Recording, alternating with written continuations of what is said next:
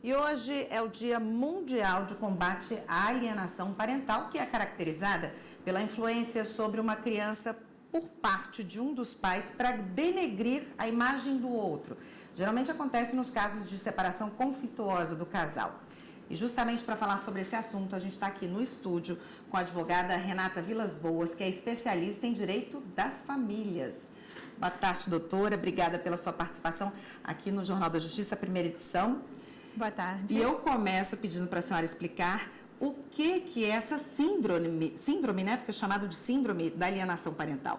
A síndrome da alienação parental é quando já ocorreu vários atos de alienação parental e a criança começa agora a sofrer. Vai ser diagnosticada por um psicólogo ou um psiquiatra, porque ela já internalizou aquelas mensagens, né, e passou a acreditar que aquilo era verdade. Por isso ela sofre. Então, mas vamos começar aquela velha história. Vamos começar do início. É quando um pai fala mal do outro para a criança, é isso? Passa aquela mensagem negativa do pai? Também é isso, né? Não só um pai com o outro, né, os genitores, mas pode ser os avós, como até mesmo uma babá exercendo uma influência negativa sobre a criança.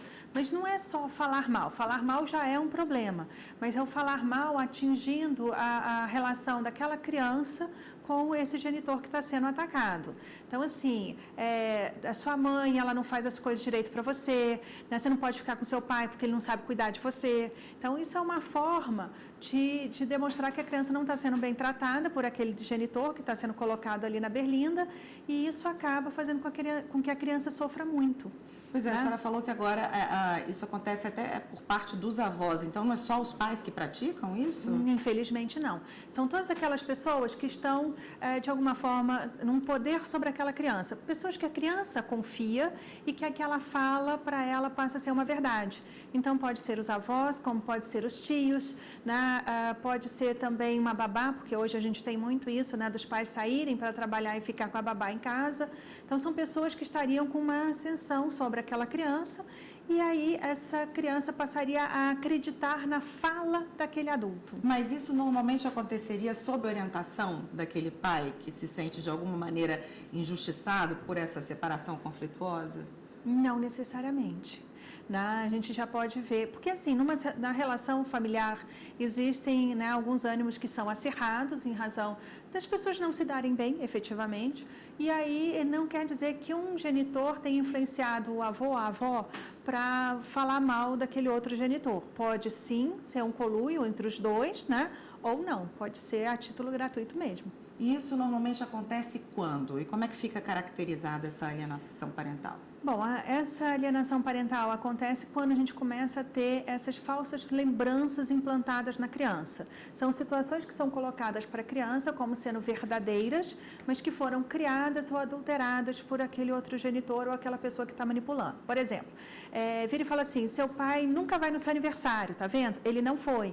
Mas o que aconteceu? Avisou para o pai que era no domingo e a festa era no sábado. Então, realmente, o pai não foi, porque ele imaginou que era no domingo conforme combinado.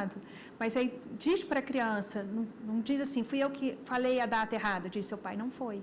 E a criança começa a achar que esse pai, então, não gosta dela, que esse pai está evitando esse convívio, né? Então, ele passa a ver como uma verdade aquelas falsas lembranças. Então, o pai liga, ou a mãe liga, e o outro genitor fala, tá vendo? Durante esse dia todo, ele não ligou, não quis saber de você. Então, implanta falsas lembranças, falsas memórias para aquela criança. Isso normalmente acontece, quer dizer, no início daquela separação, do divórcio, e isso é perceptível, doutora? Ou não? Quanto mais conflituosa for a relação entre os genitores e eles não perceberem o quanto eles fazem mal para os seus filhos, isso acaba repercutindo na criança, né? Então, eles acabam utilizando essa criança como uma forma de jogar, porque sabe que o outro... de disputa, né? Meio de disputa, sabe que o outro tem um sentimento. Então, quer evitar que o outro tenha um convívio, tenha um contato com aquela criança para que possa rejeitá-lo. No começo, se essa relação ela não foi trabalhada, o seu fim, é mais comum, é mais fácil, mas tem situações que se perduram no tempo. Então, assim, eles se separaram, a criança tinha lá 1 ano, 2 anos, e agora a criança já adulta, com seus 19, 20 anos, é que vai descobrir quem é o pai, vai descobrir o que foi que aconteceu durante essa sua vida, que foi toda omitida ou dificultada esse relacionamento com outro genitor. Uma maldade. Doutora, eu peço que a senhora continue aqui com a gente, que a gente volta no segundo bloco, conversar sobre esse terceiro bloco. E nós voltamos a falar sobre alienação parental com a advogada Renata Vilas Boas, que é especialista em direito das famílias. Doutora, então, quem mais sofre com esse tipo de prática, alienação parental? Num primeiro momento, a gente vê a criança, né, porque ela que vai estar sentindo, né, desprezada, sentindo perdida nisso, mas também aquele genitor que, por força da alienação, acabou sendo, né, ficando afastado do seu filho ou da sua filha. Então, no mínimo, eu estou pensando os três, porque o genitor que foi afastado, eu entendo que o genitor que pratica esse ato, ele está em sofrimento, ele é uma pessoa que está passando por uma dificuldade, por não ter aceitado também. Certamente ele não está bem, né? Não está bem, né? Mas a criança é quem mais sofre. E agora, esse genitor que se vê privado de uma convivência, digamos, harmônica com esse filho, ele pode tomar algum tipo de providência legal? Pode, ele pode ingressar em juízo, né? Nós temos aí a possibilidade de ajuizar uma ação que, em decorrência da alienação parental, pedindo para aumentar o convívio com essa criança, ou reverter o tipo de guarda, conforme o caso, até a aplicação de multa para este alienador, né? E encaminhamento para um tratamento psiquiátrico ou psicológico, conforme o caso e conforme o juiz faça a análise. Então, assim, esse genitor que está sofrendo com isso, ele não pode, de forma alguma, deixar de se manifestar, ele tem que correr atrás, porque muitas vezes a criança acaba confirmando o que aquele genitor alienador falou, em razão de não ver esse outro genitor fazendo nada. Ele não percebe isso, então acaba falando, bom, então se minha mãe está falando isso e meu pai não fala nada, ela deve ter razão. Então, é muito importante que esse que está sofrendo com alienação parental, ele busque os caminhos legais, contrate um advogado, vá à Defensoria Pública da sua cidade, para poder tomar as providências legais cabíveis. Não abandone seu filho jamais. É comum que isso aconteça em algum tipo de separação com guarda compartilhada? Já se observou esse tipo de prática? Já, porque assim, a ideia da guarda compartilhada, apesar dela agora ser a regra, a sociedade brasileira ainda não entendeu o que significa a guarda compartilhada. Não é o fato de dormir mais dias com o pai ou com a mãe que vai fazer diferença se é guarda compartilhada ou não, mas sim que eles precisam sentar e conversar, né, sobre o destino dessa criança. Então, enquanto a sociedade brasileira não perceber isso, vai continuar acontecendo mesmo tendo uma guarda compartilhada. Porque se a gente já tem isso ocorrendo dentro de uma família, num casal casado tradicional, imagina então se eles já estão separados ou se nunca tiveram um relacionamento dessa forma. Agora, a alienação parental, então, por tudo que a gente falou agora há pouco, a gente pode concluir que é capaz de trazer danos irreversíveis para a vida dessa criança. Com certeza. Primeiro que ele vai sempre estar desconfiando das relações de afeto.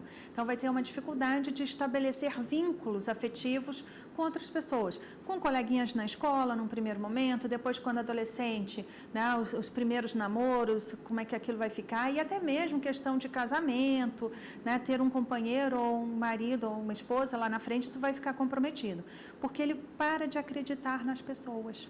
E essa formação desse vínculo afetivo, então, fica comprometido para toda a vida. Agora, o importante é observar, né, doutora, o comportamento dessas crianças. Não é simples detectar? Não é fácil de detectar, porque a criança ela vai se fechar. Então, ela se fecha e aí você precisa descobrir por que está tendo aquela falta de interação, aquela falta de diálogo, porque são várias as possibilidades. Então, detectar que é em razão da alienação parental é mais difícil. Mesmo porque, às vezes, quem está fazendo a alienação parental nem sabe que aquilo é alienação parental. Às vezes ocorre isso. Então, por exemplo, quando a mãe vira e fala assim, não, seu pai não presta, ou o pai fala, não, você não é uma mãe que sabe cuidar do filho, etc. Isso é a situação que gera alienação parental. Contudo, às vezes, esses alienadores não percebem que estão fazendo isso. Tá certo. Doutora Renata, muito obrigada pelas suas informações, pela sua participação. Eu que agradeço.